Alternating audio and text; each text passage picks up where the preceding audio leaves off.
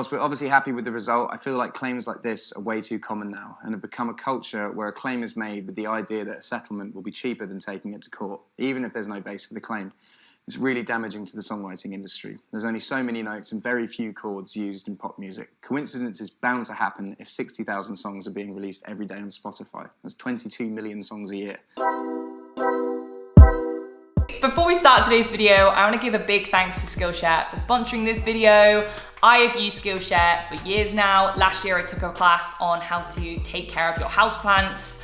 I have not had a houseplant die since, and I now have over 15 houseplants, happy houseplants in my home. So I think that makes me a pretty good plant mum. If you've not heard of Skillshare before, Skillshare are an enormous online learning community with thousands of creative classes which can teach you all sorts of new skills. One thing I really wanted to invest my time into in 2022 were more of my creative hobbies. Damn it, I love drawing, I love editing, I love doodling, and so I took a bunch of classes recently on digital illustration.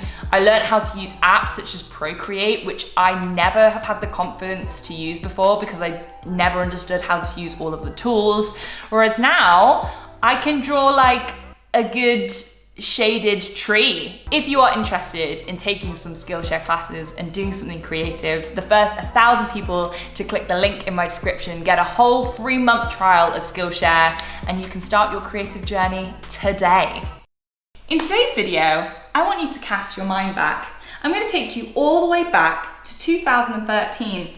Go back in your history books. I know where I was. I was extremely emo, and I had very long hair, and I was aggressively reposting things on Tumblr. Good times. It was a big year for other people as well. Beyonce hosted the Super Bowl, arguably one of the best Super Bowls ever, maybe apart from Lady Gaga, who does everything phenomenally. Like her art pop album that she also released in 2013. Miley Cyrus twerked at the VMAs in 2013. It was a wild year for pop culture. However, there always has to be someone that goes and spoils it, because this guy released this song. Everybody get up. And if that sound does not send a shiver down your spine, then I know what will. It's the music video he then released, and the 4 minutes 31 of him just kind of smiling and grinding on models, which, and this is a complete side note to this whole video, it's completely unrelated, I find him so creepy. I find Robin Thicke such like a red flag. I don't know whether it's the way he like looks at women or like the intensity of his eyeballs. Anyone else? Is that just me? Anyway, he did not care that 16-year-old Eve thought that he was creepy because his song with Pharrell Williams, Blurred Lines, went to #1 pretty much internationally for weeks at a time. It was probably the biggest song of 2013 from a Billboard perspective. It also earned $16.6 million in revenue, with both Pharrell Williams and Robin Thicke taking $5 million home each. It was huge, and it was all thanks to their music genius. They had just pulled this song together from their inner musical spirit. They wrote this song from their inner core organic emotions. Or did they? Because in 2015, they then lost a lawsuit that was brought against them by the Marvin Gaye family estate. And this was a fascinating judgment, and it's gonna form basically the basis for what we talk about in this video, because it established a very arguably dangerous legal precedent. Because Marvin Gaye's family estate didn't sue Robin Thicke and Pharrell Williams for directly copying any music material, any music lyrics, any music title of the song. They sued them for copying the feel of the song, which is something that no one had ever successfully really won in court before in terms of copyright music precedent. As put by Forbes magazine at the time, it will not be enough to just say that someone inspired your groove. All grooves must now be acknowledged on paper, permissions asked, and licensing granted before the song gets published. If the grooves are too similar, it could be considered groove theft. This video is going to be talking about groove theft, and the increasing opportunistic and extremely litigious world of music artists suing other music artists for basically copying each other's songs. I can just see his face.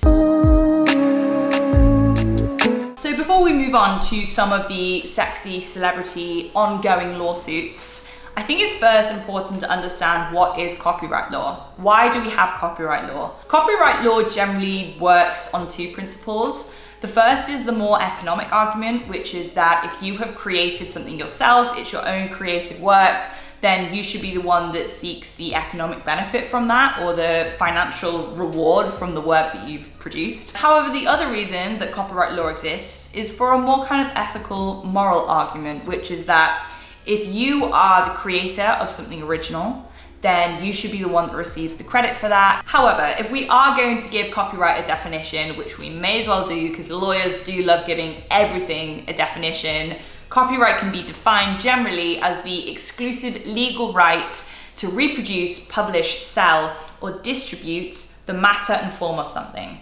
So this could be literature, music, plays, films, art, even anything that's not traditionally aesthetic. So you can have copyright over software programming or over databases. Copyright can also be considered a creation of law specific to each country. So although there are generally kind of internationally agreed standards, and I'll talk about those in a second, it's seen as a jurisdictional specific application of law. Now, despite there being no overarching international copyright law, nearly 180 countries, including the UK and the US, have a treaty called the Berne Convention. You can see that like a lot of countries have come together to talk about what should be kind of the minimum standard for copyright. Finally, what I thought was interesting is copyright is an unregistered right. And what this means is that it arises automatically, your right to copyright. You don't have to kind of file a notice or invoke it or put a deposit down or notify someone of your creative work.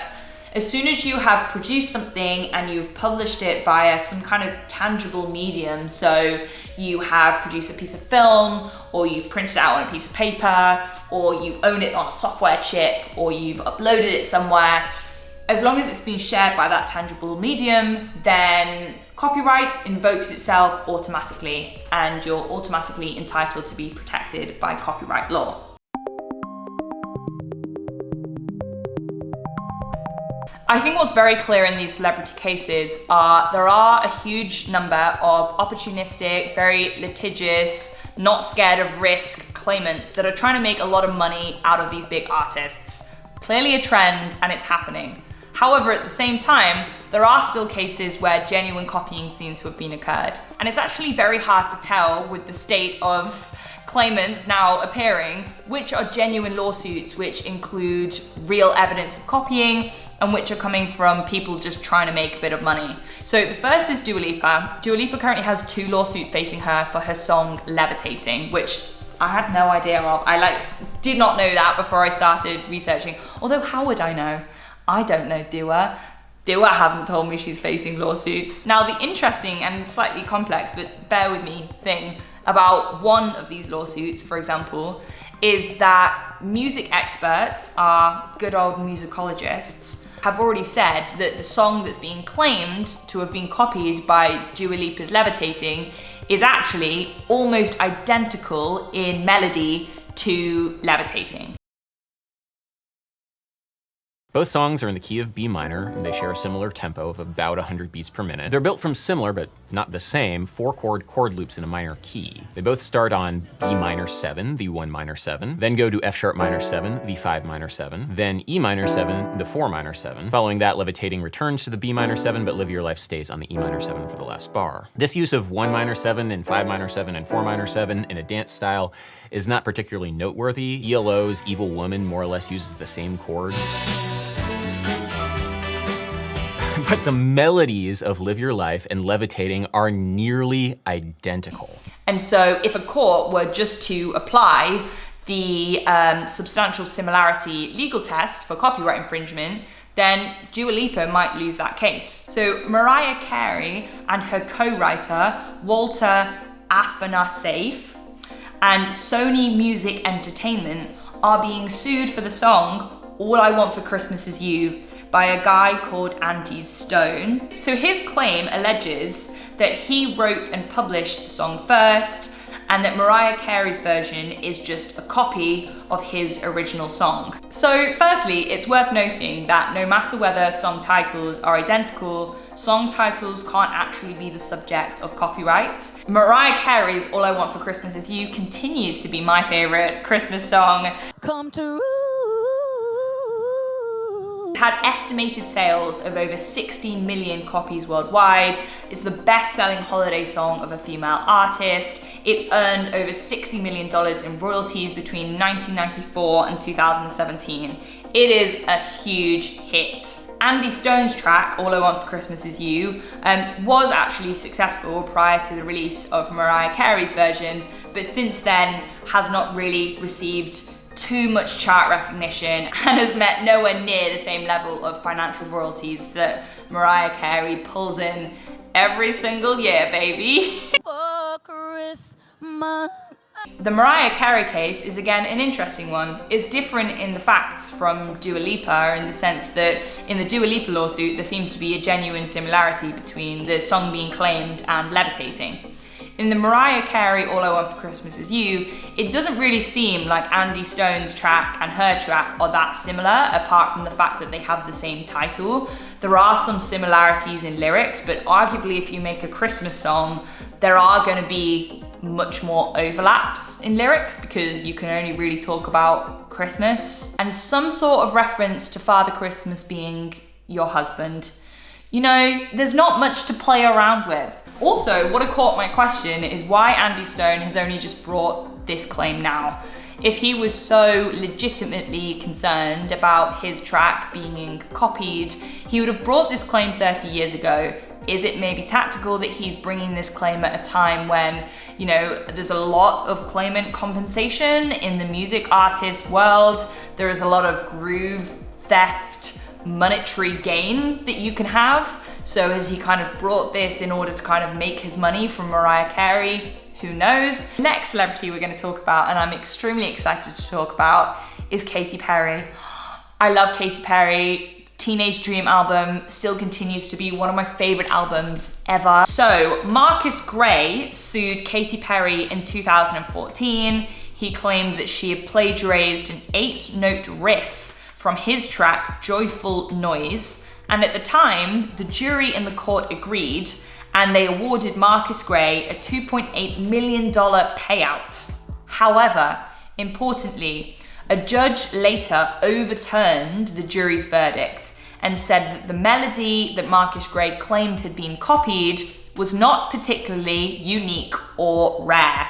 That judge's decision was then upheld again at an appeals stage, and the appeals court said that the original jury's verdict could have actually suffocated musical creativity. So what you're seeing here is courts are starting to recognize that there is a clear pattern in the music industry between artists where claimants are getting extremely opportunistic. So this specific lawsuit involved Ed Sheeran and Sami Switch is the artist. Their real name is Sami Chokri. And it was a super interesting case. Ed Sheeran was not actually being sued. He went to court to preemptively prove the point that he had not copied someone else. So basically, Ed Sheeran went to court to obtain a statement from a judge and a verdict that said that he had not copied someone else. Commentators have suggested that maybe Ed Sheeran went to court to do this to kind of deter future litigants from bringing more cases against him, because clearly he's really seen a lot of lawsuits being brought against him over the past few years, and that's cost him a huge amount of money. So maybe he's really trying to prove a point about how his music is his own, and he's prepared to go to court and prove that, even preemptively, if he has to. So, there are lots of different facts in this video. What I was really keen to talk about was just generally the topic of groove theft. And as you can see, a lot of people are taking real advantage of this area of law and how you can make real money out of suing big music artists. It seems from the recent Ed Sheeran case, where he's preemptively proving he has rights to music, that some of the big artists are kind of hitting back at the way that precedent has developed. Also, Katy Perry recently winning her case for Dark Horse, where a judge is saying, you know, actually your music isn't that unique. You can't just sue against her because there's a very similar kind of 8 notes within the song. So even judges are kind of putting a stop to this increasing snowball of compensation culture, especially since Blurred Lines opened those floodgates so wide with saying, even if the music feels similar, you can bring a claim. I hope you enjoyed watching this video. I really enjoyed creating it, and I will speak to you very, very soon. Bye.